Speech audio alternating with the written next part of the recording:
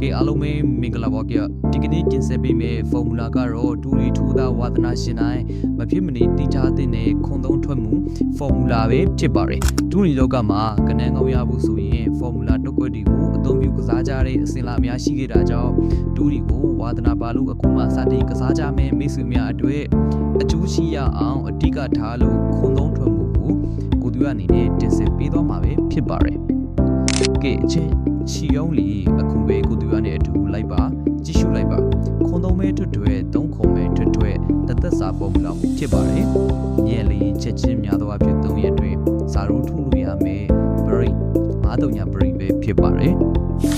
နောက်ထပ်မူကတော့ခွန်သုံးထွက်တိုင်းခွန်သုံးစုံကနေကပ်ပြီးတော့ထိုးရမှာပဲဖြစ်ပါတယ်ခွန်2ခွန်4ခွန်6ခွန်8ခွန်10 3နှစ်3လီ36 38 30တို့ပဲဖြစ်ပါတယ်ဗျမူနံပါတ်3အနေနဲ့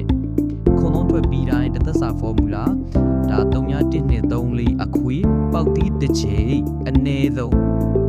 နှစ်ချိန်သုံးချိန်လည်းထွက်နိုင်ပါတယ်မြန်လေးချက်ချင်းများတော့အပြင်3ရက်တွင်ဇာရုကစားလို့ရမှာပဲဖြစ်ပါတယ်အပူထည့်ပြီးတော့ထိုးလို့ရမယ်ဗျာနော်အခုလိုလိုတိုရှင်း formula မူကနန်းဒီကိုကိုသူရရဲ့ယခု channel အသေးလေးမှာတင်ဆက်ပေးတော့မှာဖြစ်လို့နောက်ထပ်